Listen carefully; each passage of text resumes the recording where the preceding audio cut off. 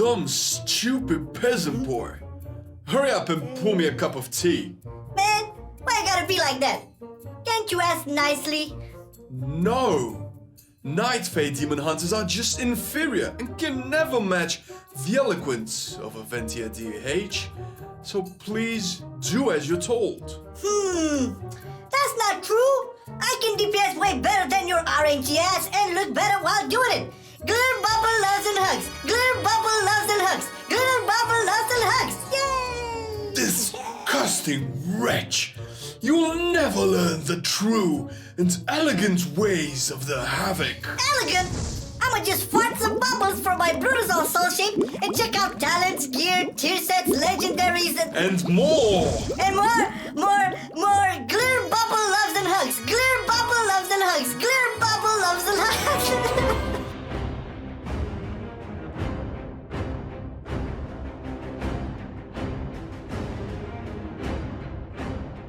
And although this is our second guide, we are back into class guides, and we are kind of happy because this is kind of our jam. And we do have other versions of jams, and if you like all our jams, you should check our Patreon page to support us because it helps actually, because, you know, YouTube is kind of wonky, and I mean, it's hard times for pretty much every WoW content creator, but we do really appreciate all the support that you guys are giving us, and it is going into helping us create all sorts of content. First, the class guides, of course, but we do have the TLFs, we do have the on cooldown opinion pieces, the MO Cast podcast, and of course, it enables us to also stream all for you guys at twitch.tv/MarcelianOnline. So check our Patreon page, you can see the link down below. You'll be able to find a couple of tiers that maybe reward you with something that you are interested in, like a, I don't know, wallpaper, or access to our Patreon talks, or bloopers, or things like that, which are all pretty cool, and we hope you enjoyed it. And thank you very much for all the patrons who are supporting us today, and thank you to you, dear viewer. Now let's check the talents. Hey, our edgelords went back to their roots and have again the default build, usually for Venthyrs, and the Fell Blade Demon Blades build for the rest of them. The momentum build came and went away just like a nasty flu. It is still viable, don't get me wrong, as its burst windows are nothing to sneeze at, but the DPS lost in case you cannot take advantage of those burst windows or you need your mobility will be very big, so usually it's not worth using. Anyhow, on the first row for the default build, nothing changed, Blind Fury all the way. If you pick this, you know you will be eye-beaming the living shit out of all of the mobs with a longer duration, and it will generate Fury, so you can directly start your one-button rotation afterwards. For the other builds, let's call it the Fell Blade Demon Blade build, you will use, well, Fell Blade in every situation. It's a short-range gap closer and Fury generator with a chance to reset its cooldown when you use Demon Bite or Demon Blade. Very useful when those pesky tanks move the boss non-stop or it goes away, so you can stick to it and DPS continuously. On the next row, go with Insatiable Hunger for the default build. This talent will make your Demon's Bite hit a little harder and generate more Fury, so you can press it less often than the Spender, of course, because, you know, it's fun. If you are too lazy to hit one more button like our lazy bastard friend here, Lego, go for the Demon Blades talent, which works for the build carrying its name. Generating Fury will be passive now, and you will deal extra shadow damage with your melee attacks. Exactly what a 3-button spec needs. On the third row, both given options will work with both builds. With no surprise, you can use them both in raids or dungeons as well. Firstly, the Unbound Chaos talent will be the more bursty options that will transform your Fell Rush into a hard-hitting ability after you use Immolation Aura. You can hold up to it until your Immolation Aura will come off cooldown, so you can use it 2 times for bigger bursts, as its duration can be longer than Immolation Aura's cooldown with the right amount of haste. For your second choice, go for the Glaive Tempest, as this will work amazing where Fell rushing around like a demon hunter on 10 cans of Red Bull and coffee is not allowed. I like Red Bull and coffee. The only downside is that Glaive Tempest deals reduced damage over 5 targets, while Unbound Chaos is uncapped. The last talent can have some uses in single target fights, but usually is behind the other 2 options in damage. On your defensive row, again, 2 choices depending on your needs. Soul Rending will be your best pick when taking constant damage, and you won't need to cheese any mechanics. The second choice will be Nether Walk, one of the most powerful immunities, and will come in handy especially when you need to kick those balls away at Halondrus. On the level 40 row, for the default build, go with Cycle of Hatred. This talent will make you think about whether you want to press that Blade Dance button or not. as spamming Chaos Strike for more I-beams will usually result in better DPS even in AoE. For the Demon Blades build, go with the First Blood talent. This one is on the other side of the spectrum and it will make you press the blade dance with higher priority even in single target, making it hit harder, and it will shine more when using the Dancing with Fate Conduit. On the utility row, all options are viable depending on your needs, but the only one that can lead to a DPS increase will be the Master of the Glaive. This talent will double the amount of glaives you can throw and will make any enemy hit to be slowed. It will work better with the Fellblade build, as you will have a lot more downtime with no buttons to press, so you can fill them with glaive throws. On the last row, still Demonic will take the cake for all situations again. It will make I-beam transform you into a demon for a little while, enabling small burst windows which will help you whether you are fighting rares or dungeons, Thorgy, or even in the raid. Thorgy.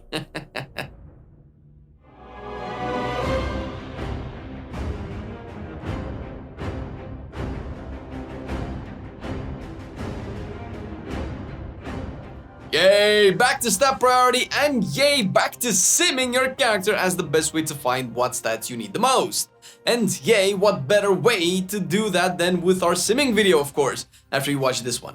It says how you remember from past patches. Agility with eye level will be BIS, and the first thing you will want, so higher eye level will always be your top priority, and only after that you'll go with haste, followed by verse and crit, very close to each other, and to haste as well. And finally, Mastery will be your least desired stat. On the enchanting part of the game, with no surprise, and as was in the past 2 to 3 patches, use the Celestial Guidance enchant as one of your weapons for that sweet agility it provides. For your second weapon, you have a choice between Sinful Revelation, a powerful option for single target, and Lightless Force, the AoE counterpart. Get that Eternal Skirmish enchant on your chest for that extra DPS, and you can swap to Eternal stats when jumping into high keys for that extra survivability. And talking about extra survivability, don't forget to always use a Heavy Desolate Armor kit as a temporary addition to your chest armor.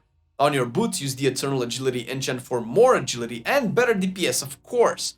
And on your cloak, add the Fortified Avoidance enchant, which will be the best thing you can use for the extra tankiness. As haste is your best stat, you will usually want to pick the Tenet of Haste enchant on your rings and the Quick Jewel clustered for your gem slots, or you can replace them with the ones that Sims recommend in case you have too much haste.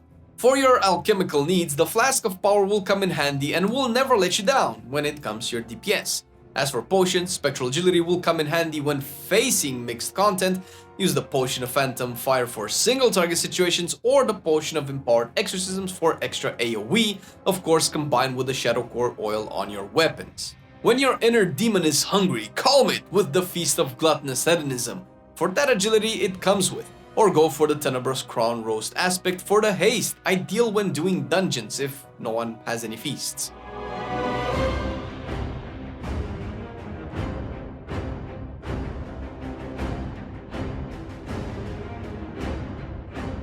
As you were already used to before, the main covenants to think about will be Night Fae and Venthyr.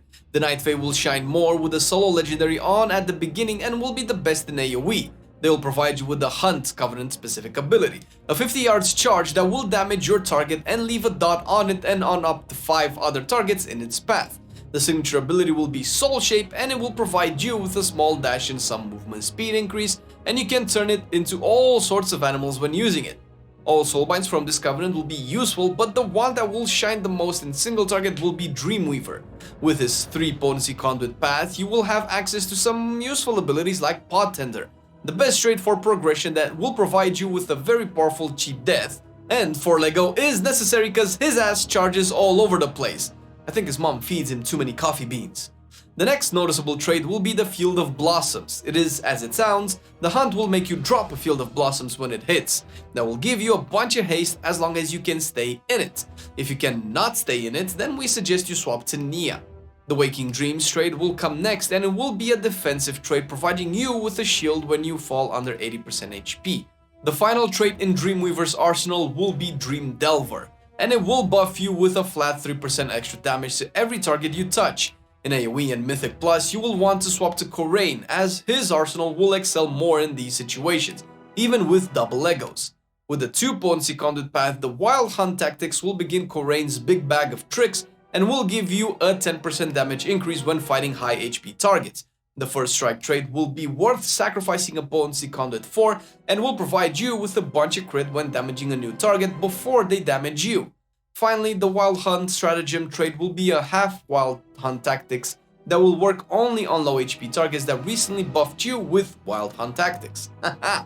The mighty Venthyrs will be very close to the face with the Soul legendary situation, also having the possibility of surpassing them on some single target boss fights like Dysogni, Skolex or Halandrus, outshining the phase even more when the double Lego will come into play. The Covenant ability Sinful Brand will almost never fall off your targets with double legendaries and will provide you with a buttload of damage. The Venthyr's signature ability is Door of Shadows and will give you a small range teleport. Very useful, especially in Zerath Mortis. Like the phase, all soulbinds are viable, but for single target situations, the medal will go to Nadia. With her 2 potency conduits path, you will have access to Thrill Seeker, a very good haste buff that will happen more often when killing stuff. The Dauntless Duelist trait will come next down the line and it will increase your damage to one target and will reduce the damage that target deals to you. For dungeons, you can swap to Exacting Preparation for extra power on your food, flask and weapon enchants, but usually Dauntless is the way to go. At the end of Nadia's skill tree, you will find Fatal Flaw, a trait that will buff you with extra critical strike or versatility when Thrill Seeker ends. For Mythic Plus and AoE situations, General Draven will be very handy. Again, with 2 potency conduits path, the League of Draven will start with the Service in Stone trait, a defensive trait that will reduce your damage taken by a small amount when you get to low HP. Build for War will be another very useful trait in Draven's arsenal and will provide you with 5% extra agility as long as you are close to full HP. As for the last useful trait, the Battlefield Presence will give you a 3% damage increase and 3% damage reduction according to the number of enemies around you. Honorable mentions go for the Necrolords. With solo Lego, they can be decent or even surpass Night Fate if you are lucky enough to have demons spawning non-stop. Following the paths recommended by us, you will need potency conduits first. The Growing Inferno conduit will be the best one you can find out there and the first one to consider because of the huge damage it gives to Immolation Aura. The next one will depend a lot on your talent build or Covenant. For the default build and the Venthyrs, you will want to go for Relentless Onslaught as your second and usually final potency conduit. If you are a Night Fae or other Covenants, and with the other Demon Blades Fellblade / build, you will always want the Dancing with Fate as your second conduit. And you will choose the third depending on the encounters you are doing, from the Covenant specific one a Natural Malice for Fae or Brooding Pool for Necros, or go for Relentless Onslaught as your third option for more single target damage. For your Endurance conduits, go with Viscous Ink for that extra magic damage protection, and you will survive almost every mechanic or magic damage more easily than any of your friends. Ask Marcelian. Oh wait, you can't, he's dead. Viscous Ink, baby. Take the Fell Defender conduit as your second one and your Blur will have under 1 minute cooldown. If by any means you need a third Endurance conduit, use the Condensed Animasphere for a little more self-heal. In the Finesse department, Fellfire Haste will be the most useful and usually the only one you will need. If you need more, just go with the one you like.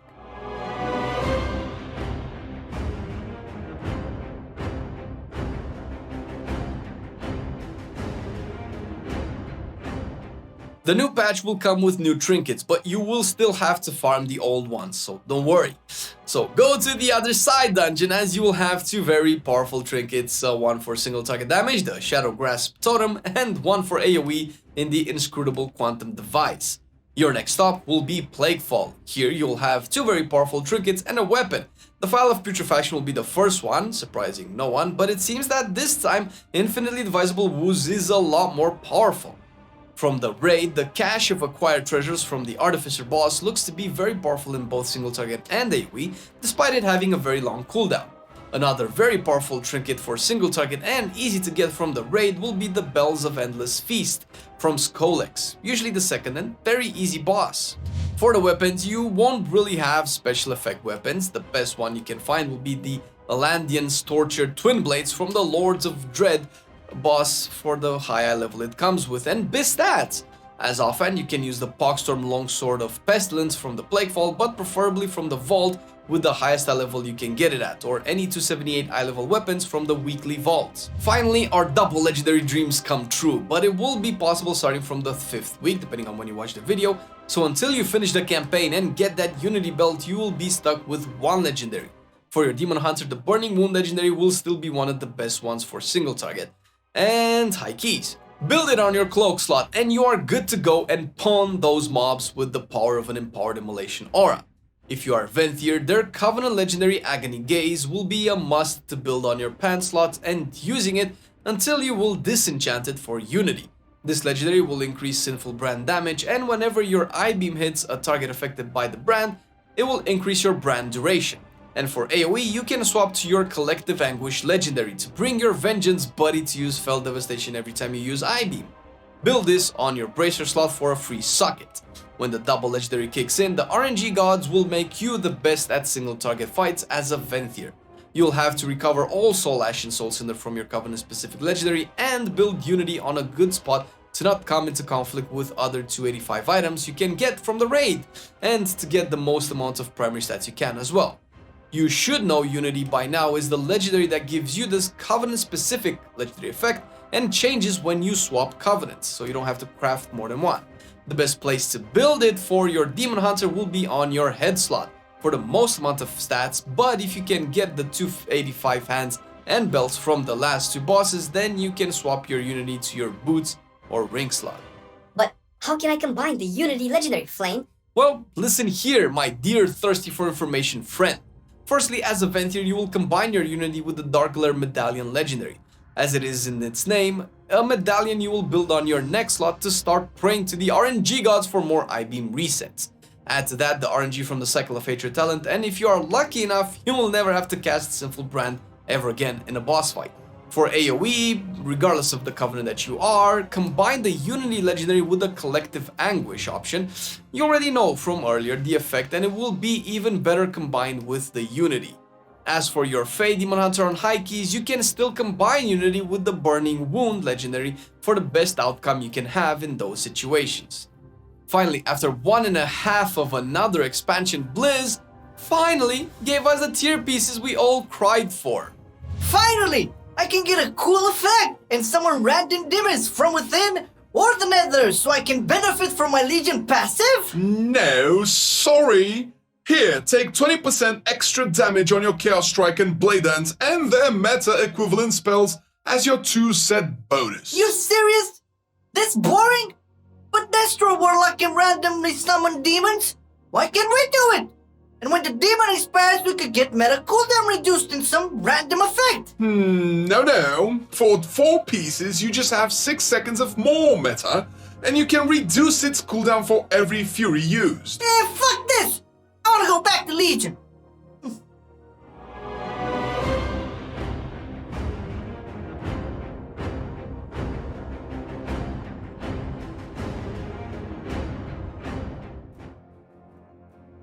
Our Demon Hunter rotation is not affected by double Lego or tier set, so the opener for single target will be as follows. Use Immolation Aura 3 seconds before the pull. Use Sinful Brand if you're Venthyr. Fell Rush or Fell Blade if taken to get to your target. I-Beam if you have enough Fury, or Demon's Bite and I-Beam after. The Hunt if you're Night Fae. Death Sweep if First Blood is talented. Metamorphosis. Death Sweep again if First Blood is talented again. I-Beam again with Cycle of Hatred. Continue with the priority for single target. For your single target priority, you will use Meta if it's not active and I-Beam is on cooldown. Sinful Brand if it's not on the target and you are a Venthyr clearly.